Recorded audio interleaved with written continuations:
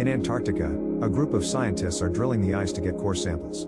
As the drill goes down, the ice starts to crack under their camp and soon the drill starts to sink. Jason almost falls into the hole too, but Jack and Frank catch him just in time. Then Jack risks jumping over the crack to retrieve the samples, and when he jumps back, the ice breaks under his feet and he falls.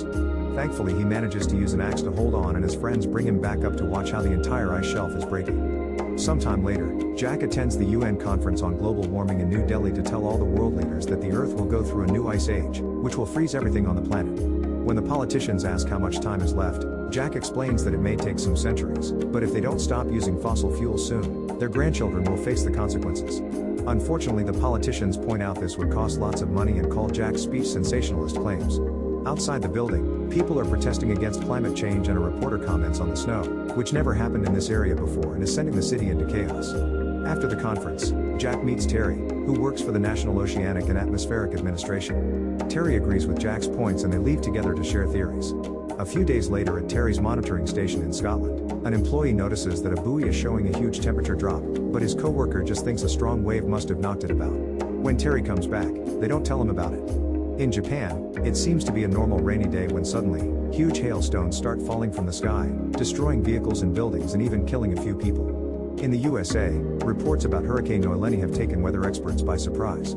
This is the strongest hurricane ever recorded and is killing hundreds of people. At the International Space Station, the astronauts are shocked to notice unusual gigantic storms forming in the Earth's sky. Meanwhile, Jack's son Sam is flying to New York with his friend Brian and his crush Laura.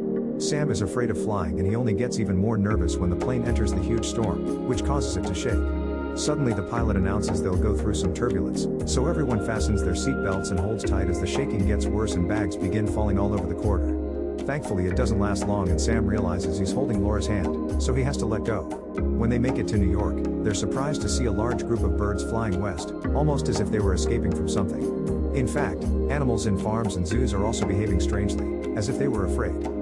Sam and his friends go to the competition and do quite well, but Sam can't help noticing that a boy from another school called JD keeps on flirting with Laura. Later in the monitoring station, Terry finally notices the buoy registering the drop in ocean temperature. The employee tells him what he saw the other day, but they soon discover multiple buoys are sending the same report, meaning it's not a malfunction. Terry decides to call Jack and tell him his theory is occurring at a great speed, which hasn't happened since the last ice age 10,000 years ago.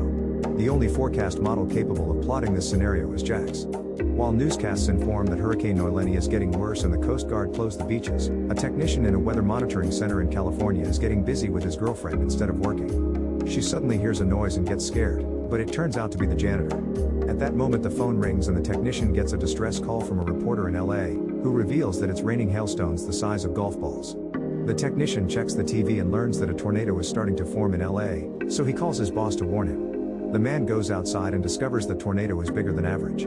Back to Jack, he and his co-workers watch the reports of the news helicopters, which are filming how several tornadoes are forming very quickly around LA and destroying everything in their path. People panic and try to get away, but even large vehicles are blown away and soon buildings start to crumble too. The weather monitoring center is also hit and barely gets to stand on the ruins afterward. Soon the president orders the suspension of all air traffic, but two planes don't get back in time and crash in the Midwest. An emergency meeting is conducted at the Office of Global Change in Washington, D.C., and they share reports of strange and violent weather from all over the world. Thanks to Terry's confirmation, Jack can explain that this is happening because of the North Atlantic currents, which are affected by the polar ice that is melting due to global warming. He also mentions that it just started and it'll only get worse soon. However, a climate shift is still a theory, so Jack's boss gives him 48 hours to find proof to send to the government. With the help of Frank, Jason, and NASA's meteorologist Janet, Jack begins working hard on writing a good report to the point that he doesn't sleep for 24 hours. When he finally takes a break, his team manages to finish some calculations and they discover there are only 6 to 8 weeks before a new ice age hits the Earth. The next day, Jack gets a call from Sam, who explains he's stuck in New York because the not-stopping rain is flooding the city and has caused many closures. After he hangs up, he discovers that JD is offering his group to stay in his fancy apartment.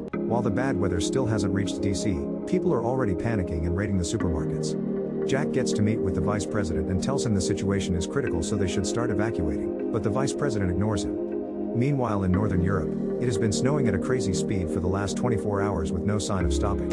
A search and rescue team is sent to retrieve the royal family, but the helicopters have zero visibility and end up flying in the eye of the storm. Soon the chopper's instruments and blades start freezing, causing them to fall and crash. Only one pilot manages to survive, but as soon as he peeks outside, he is frozen to death.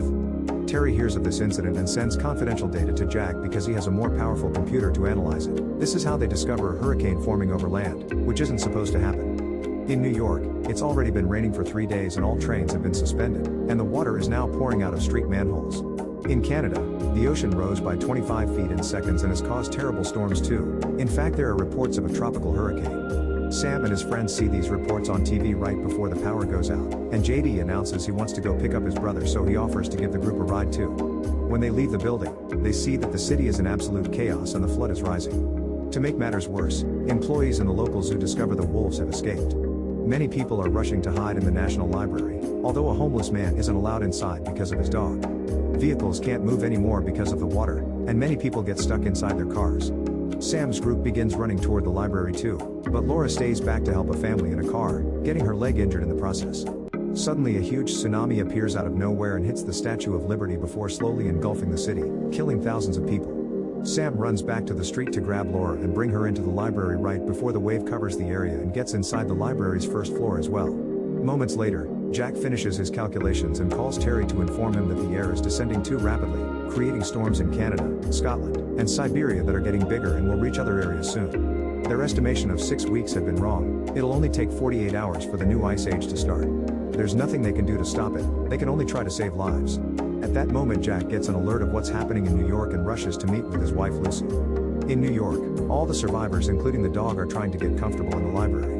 Nobody has service on their phones, so Sam looks for a payphone. He ends up descending into a flooded floor to find it and immediately calls his parents to tell them he's fine. Jack informs him of what's actually going on, asking his son to stay inside because the storm will get worse and everyone outside will freeze to death. The water on this floor gets higher by the second and the flood reaches the ceiling, ending the call. For a second Laura thinks Sam has drowned, but fortunately he manages to swim out. Then Laura searches for dry clothes for Sam and hugs him to share her body heat. Moments later, everyone starts hearing a strange noise, and when they look outside, they're shocked to see a cargo ship sailing through the flooded streets, crushing the vehicles under it. Meanwhile, Jack decides he'll go to New York to save his son regardless of the danger. His boss knows he can't stop him, but first he asks him to try with the government again because this time they have a meeting with the president himself. During the meeting, Jack makes an impressive presentation and suggests that people in the north should go as south as possible, perhaps even to Mexico. The vice president again disapproves of everything Jack says, but this time he's quickly scolded by the president's team for not having paid attention to this when he should have. To make the plan easier, Jack writes a line on the USA map of all the people that can still be evacuated and explains that sadly it's too late for those far away because anyone entering the area will freeze. After Jack leaves, the vice president tries to protest against evacuation again, but the president ignores him and approves Jack's plan. Back in Terry's station, the building loses power and the team decides to drink because they don't think they'll be rescued. In New York, the library is out of power too. The homeless man notices the flood has frozen and people are using the chance to walk on the ice to head south, so the survivors in the library start getting ready to do the same. Sam tries to stop them by informing them of what Jack said, but most people ignore him and they leave anyway. Only a small group stays behind, and because the temperature is falling so fast, they have no choice but to start burning books to warm the place up. They also break the vending machines to get access to some food and use the carpets as blankets. Outside the city, people are suffering from the cold and regret having left the library. Some of them are starting to die as well. In the meantime, Mexico closes its borders because it can't handle any more American refugees. All the roads are stuck in a traffic jam, so the people start crossing the river to reach Mexico as illegal immigrants.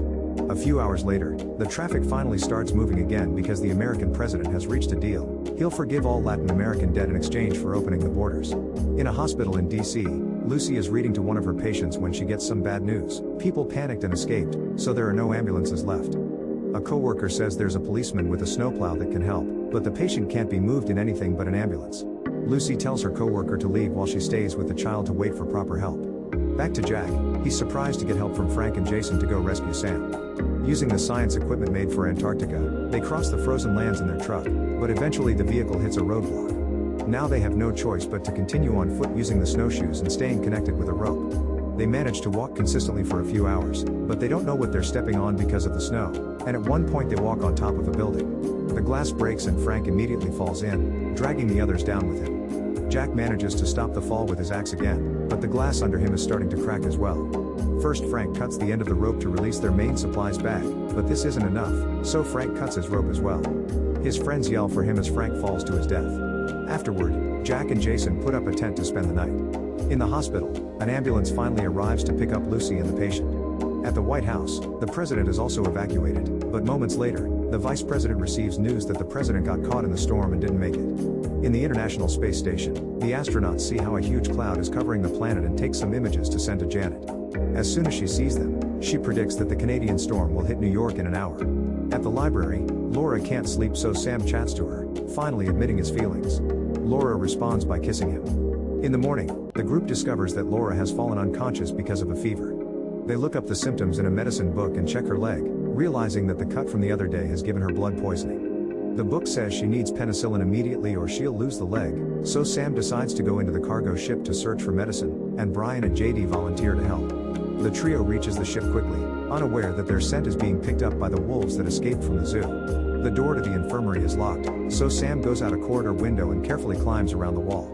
He breaks the infirmary window and comes inside, where he opens the door to his friends and Brian finds the penicillin. Sam wants to go back immediately, but Brian and JD point out they should get food as well. While they're in the kitchen, the trio is suddenly found by the wolves, who start chasing them through the ship. A wolf manages to bite Jason's leg, so Sam hits it on the head until it lets go of his friend and they close the door behind them. At that moment, the eye of the storm finally covers New York. Sam notices this and makes a plan. He'll lure the wolves out of the room so his friends can lock the door.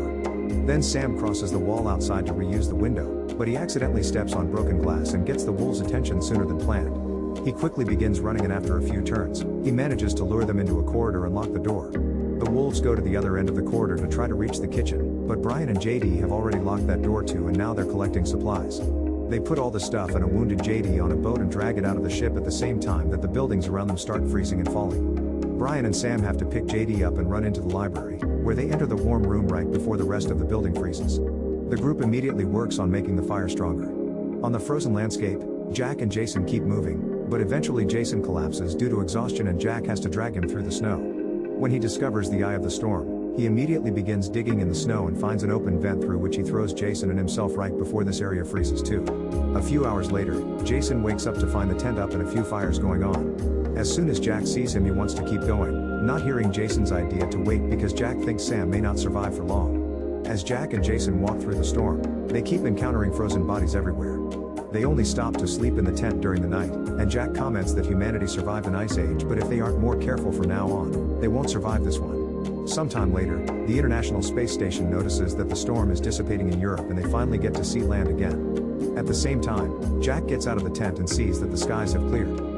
It's easier for him and Jason to walk now, and they soon reach New York, finding the Statue of Liberty completely frozen and a bunch of ships stuck in the ice. When the GPS indicates they're standing on top of the library, Jack is devastated to realize his son may have been buried by the snow. Refusing to give up, the duo manages to find an opening in the snow and enter the building through a window. As they look around, they start to lose hope, but eventually they see light under a door and open it to find the group alive and well. Even Laura is feeling better.